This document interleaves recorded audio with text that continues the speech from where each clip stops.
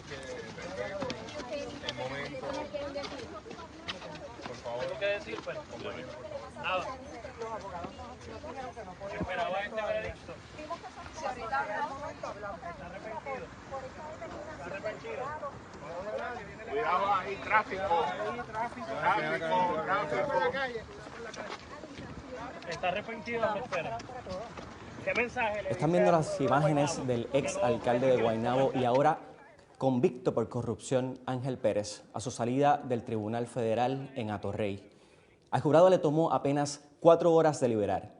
Culpable por el cargo de extorsión, culpable por soborno y culpable por conspiración. El veredicto no toma por sorpresa al país. Ángel Pérez se une ahora a un grupo de 14 alcaldes, excontratistas y exfuncionarios que han sido parte de un esquema que ha indignado al país. Nos acompaña el abogado federal Frank Torres Viada para un análisis de este veredicto y este juicio que ha estremecido al pueblo. Saludos, licenciado. Hola, buenas tardes. Saludos. Gracias por acompañarnos. ¿Cómo no? Vimos anoche también al equipo, a la batería de abogados de defensa de Pérez, al licenciado Osvaldo Carlos, a Ferrer, a Olmo, hablar también de una posible apelación en esta decisión luego de la sentencia. ¿Cuáles podrían ser estos argumentos que podrían los abogados de defensa presentar ante la Corte de Apelaciones? Mira, los argumentos apelativos a nivel penal varían, ¿verdad? Y dependen caso a caso. Como regla general, muchos de ellos van dirigidos, por ejemplo, a las instrucciones que se le imparten al jurado en términos de la prueba que deben considerar los elementos del delito. En este caso en particular, yo creo que puede haber cierta línea apelativa en términos de lo que fue el timeline de los pagos y la relación que puede tener eso con la teoría de defensa de que no era un quid pro quo para la otorgación de contratos, sino para contribuciones a campañas políticas, porque hay ciertas sutilezas técnicas jurisprudenciales en esa línea. Otro de los argumentos que yo creo que potencialmente van a levantar en una apelación es un argumento que tiene que ver con debido proceso de ley y con un juicio justo e imparcial, porque la defensa en este caso, desde etapas tempranas del proceso, presentó escritos y cuestionó la presentación en etapas previas al juicio de la Fiscalía Federal de cierta prueba, las famosas fotos que salieron y que tuvieron una amplia cobertura mediática de la entrega, ¿verdad?, de lo que era el dinero, etcétera. Y un poco la teoría es que esa publicidad excesiva de una prueba divulgada de manera prematura, no en el proceso del juicio, contaminó lo que iban a ser potenciales jurados, contaminó el proceso, impidiendo que este imputado tuviera un juicio justo e imparcial. Yo creo que por ahí pueden anticiparse algunas líneas ¿verdad?, de litigación apelativa en este caso en particular. Bien, aunque falta bastante, ¿no?, para esa etapa, porque esa posibilidad de apelación sería después de la vista de sentencia que quedó pautada para el 8 de agosto. El 8 de agosto, correcto. Bien, y sobre la determinación del jurado, debemos recordarle al público que una decisión en la Corte Federal debe ser unánime, ya sea de culpabilidad o no culpabilidad. Y en la estatal también, sí. Exactamente. Menos de 4 horas le tomó a este grupo de 12 personas en representación del pueblo en llegar a esa determinación final. ¿Cuáles usted cree que fueron quizás esa evidencia más importante al momento del jurado deliberar? Mira, hay una concepción general, ¿verdad?, entre los abogados y los que estudiamos los procesos de los jurados, que un jurado que delibera poco tiende, como regla general, a estar claro en aquilatar la evidencia y va a rendir un veredicto de culpabilidad. Si se tarda en deliberar es porque puede tener dudas, etcétera, y eso pues tiende a favorecer un veredicto de no culpabilidad. En este caso en particular, a pesar de que había prueba, es curioso, fíjate, porque había prueba documental, ¿verdad?, contratos, pruebas escritos, documentos, pero el jurado, que pudiera sugerir que el jurado iba a tomar un poco más de tiempo en analizar esa prueba, pero no, sabemos que bajó con un veredicto de culpabilidad, un término relativamente corto, de 4 horas. Yo creo que le dieron mucho peso a dos cosas, le dieron mucho peso a la evidencia ilustrativa, visual, a los famosos videos, ¿verdad?, que fueron acompañados, corroborados, ampliados y profundizados por el testimonio del señor Santamaría. Ese tipo de prueba, esa prueba ilustrativa, esa prueba visual, es particularmente persuasiva a un jurado porque fíjate que tú tienes el testimonio de uno de los partícipes de ese evento que está grabado o documentado, pero tienes el elemento visual que le da un matiz mucho más contundente en la percepción del jurado y lo que ellos reciben por medio de su sentido. Así que yo creo que esa prueba en particular tuvo mucho peso y permitió al jurado formar, ¿verdad?, un juicio y discernir la culpabilidad del exalcalde en un periodo bien corto de tiempo. Hay también un mensaje de cero tolerancia de parte del pueblo representado en este jurado a los actos de corrupción, o qué mensaje envía esta determinación a la clase política del país. Mira, tú comenzaste tu intervención diciendo que hay 14 personas, ¿verdad?, que ya han sido partícipes de procedimientos judiciales por corrupción pública. Yo creo que el jurado, en la medida que es una institución que representa, ¿verdad?, al pueblo, que debería representar al pueblo, refleja en gran medida lo que es un hastío colectivo y el cansancio colectivo del pueblo puertorriqueño con los funcionarios públicos y no solo con funcionarios públicos, ¿verdad?, con personas en el sector privado, en la empresa privada, que se valen también de oficiales y funcionarios públicos para obtener beneficios y adelantar sus intereses económicos. Y yo creo que hay una aspiración también, no solamente del hastío, una aspiración a adecentar, a sanear la cosa pública, el escenario político, y en ese sentido yo creo que el jurado pues fue contundente, ¿verdad?, en su accionar y en ser rápido, expedito, en aquilatar la prueba y emitir un veredicto de culpabilidad. Y el contexto en el que ocurre esta determinación es también un año preeleccionario. Vamos ya rumbo a la oficialización de candidaturas y las elecciones generales del próximo año 2024. ¿Qué implicaciones pudiera tener esta determinación en este caso y el esquema completo que hemos visto en lo que va a ser la campaña política que arranca ya en las próximas semanas, se podría Mira, decir? este caso es interesante porque aquí la teoría de la Fiscalía va dirigida obviamente por el tipo legal de los delitos que se imputan, a que había un quid pro quo de dar dinero a cambio de la otorgación de contratos. La teoría de la defensa un poco acepta, ¿verdad?, el hecho de que se recibían unos dineros en efectivo de la manera que se recibían, pero que no era un quid pro quo para contratos, que era para campañas políticas. De una u otra forma, hay ilegalidad envuelta en cualquiera de los dos escenarios, ¿verdad? Si se cumplen ya sabemos que sale culpable, pero aún bajo la premisa de la defensa, pues hay ciertas violaciones de ley, en este caso a las leyes de financiamiento de campañas electorales de Puerto Rico. ¿Qué impacto tiene esto? Pues mira, yo creo que el país entero, los operadores y los actores políticos, es decir, los políticos, los candidatos políticos, pero los donantes políticos, yo creo que tienen que tener mucha más cautela, prudencia y sobre todo verticalidad y decencia y hacer un ejercicio introspectivo serio de cómo manejan sus campañas políticas.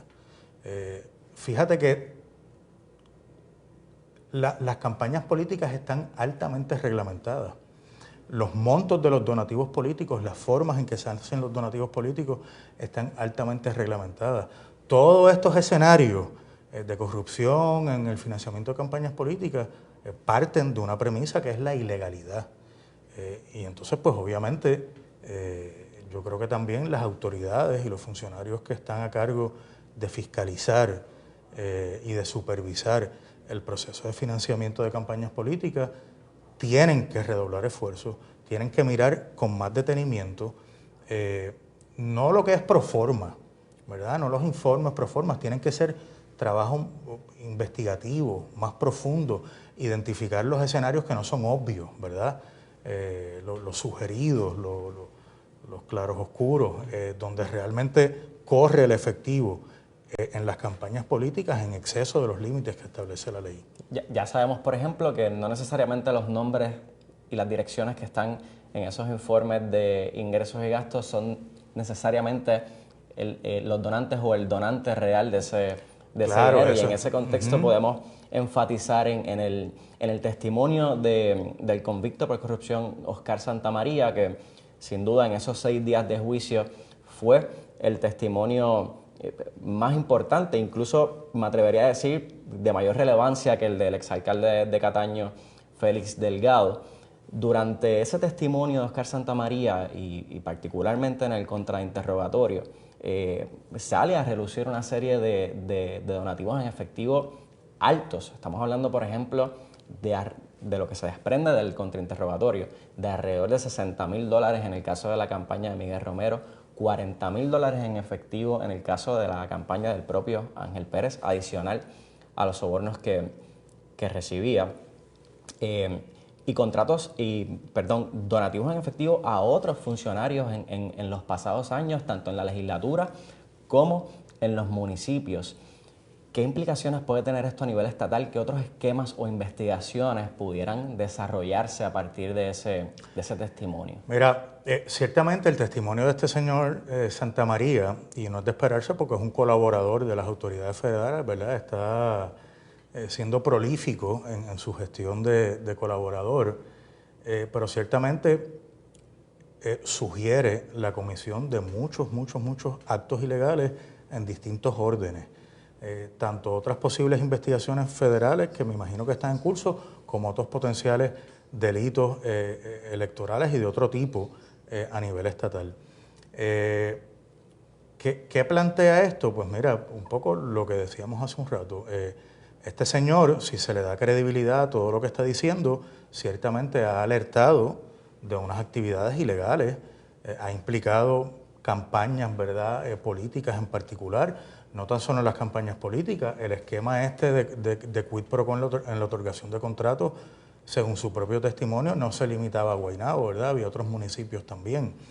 Así que yo creo que las instituciones de ley en Puerto Rico, el Departamento de Justicia, el Contralor Electoral, tienen que mirar a fondo.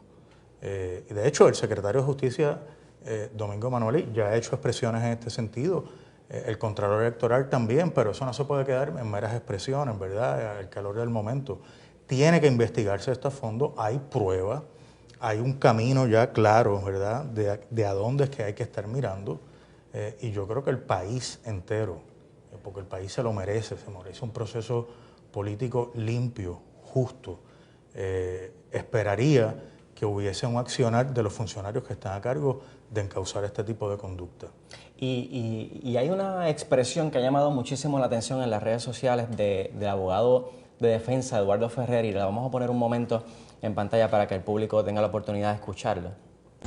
Yo no puedo darle consejo a las personas, ¿verdad?, en ese ámbito. Sí le podemos decir que el que quiere servir no se puede servir cerca. Ferrer, ¿usted le recomendó que que se declarara culpable en algún momento? Nosotros tuvimos conversaciones, medimos los riesgos, medimos la defensa que teníamos con él y él decidió. ¿Cuál es la negociación? ¿Finalmente pueden decir cuál fue? ¿De qué se trató la negociación? No, porque todavía, mira, los procesos no han terminado, no han culminado. Tenemos una sentencia en agosto 8. Así que nos vamos a mantener bajo esa orden del tribunal, respetando la institución, ¿verdad?, del mismo y de la juez y su instrucción. Pero licenciado, el que quiere servir no puede servirse del pueblo. Esa ha sido la expresión del abogado de defensa de Ángel Pérez, que llama mucho la atención. ¿Cuál sería su reacción inicial cuando escucha esa expresión del abogado de defensa? Mira, yo creo que, bueno, siendo justo con el licenciado Ferrer, yo creo que el licenciado hace esa expresión en un contexto amplio, ¿verdad?, general, porque le preguntan por el mensaje a los políticos, etcétera. Ahora, hay que admitir que ciertamente es una expresión un tanto atípica para un abogado de defensa saliendo por los portones del tribunal justo minutos después de que su cliente ha sido declarado culpable por un jurado. ¿Por qué? Porque se presta, ¿verdad?, para malas interpretaciones y se presta, como he visto que está ocurriendo a través de expresiones en los medios y las redes sociales, para una mala interpretación de que es una referencia al caso particular de su cliente. Yo entiendo que no lo es, ¿verdad?, porque está hablando de un contexto un poco más amplio y general, pero tal vez fue una expresión, digamos, a destiempo, ¿verdad? Pero bueno, eso Da un poco a entender, o has quizás sugerido que hay un poco de disgusto o incomodidad en ese equipo de abogados de defensa en cuanto a que la decisión de Pérez haya sido ir a juicio en lugar de aceptar una de las ofertas de culpabilidad? Mira, la decisión en todo caso, los casos son de los clientes, los casos civiles y los casos criminales aún más. La decisión de enfrentar a juicio o de aceptar un acuerdo y hacer alegación de culpabilidad y los términos particulares de ese acuerdo le compete exclusivamente al cliente y a la conciencia del cliente, porque ese es el que va, ¿verdad?, a vivir con las consecuencias de lo que acepte o no acepte. Los abogados limitamos nuestra función a recomendar y a asesorar a nuestros clientes para que las decisiones que tomen sean decisiones informadas e inteligentes. Si este imputado, por las razones que sea, que yo las desconozco, decidió ir a juicio, pues él sabrá lo que hace. Yo estoy seguro que sus abogados pusieron sobre la mesa las distintas alternativas. De hecho, como conoce el país y se ha publicado hasta último minuto, todo parecería indicar que se iba a formalizar un acuerdo entre la Fiscalía y la defensa, ¿verdad?, y el imputado. Hubo unas sesiones de negociación avanzadas, intensas, que al final no se concretaron. ¿Cuáles fueron las razones para que no se concretaran? Pues yo las desconozco. Pero pues si el cliente quiere enfrentar un juicio con todo lo que eso implica, pues la función del abogado es defenderlo, ¿verdad?, dentro de los mejores parámetros de su gestión profesional y habilidades. Viendo el resultado hoy, ¿cuál hubiese sido su recomendación más sensata a Pérez? Mira, yo te voy a ser honesto, yo no estoy en posición de contestar esa pregunta responsablemente porque yo no tengo todos los detalles de la prueba, ¿verdad? Yo no tengo conocimiento de todas las consideraciones, todos los detalles, todos los elementos de juicio que estaban disponibles al imputado y en qué momento antes de tomar la decisión de ir a juicio. Yo creo que era anticipable y un poco es lo que se puede desprender del testimonio, de las declaraciones de los propios abogados y del curso de unas negociaciones bastante intensas, que sí era ¿verdad?, coherente, que sí era propicio considerar seriamente un acuerdo. ¿Por qué no se logró? ¿Por qué se frustró? Yo lo desconozco, pero bueno, sí era anticipable también que ahí iba a haber una evidencia contundente y que había una posibilidad alta de que este señor saliera culpable, como en efecto ocurrió. Definitivamente. Queda muchísimo por conversar, muchísimo por analizar, posibles investigaciones tanto a nivel estatal como incluso federal que pudieran surgir, así que continuaremos atentos e invitamos a toda la audiencia a seguir conectada a toda la cobertura del Nuevo Día en todas nuestras plataformas, tanto impreso como digitales. Licenciado Torres Piedad, agradecemos mucho que haya estado con nosotros. Mi nombre es David Cordero Mercado y gracias por acompañarnos.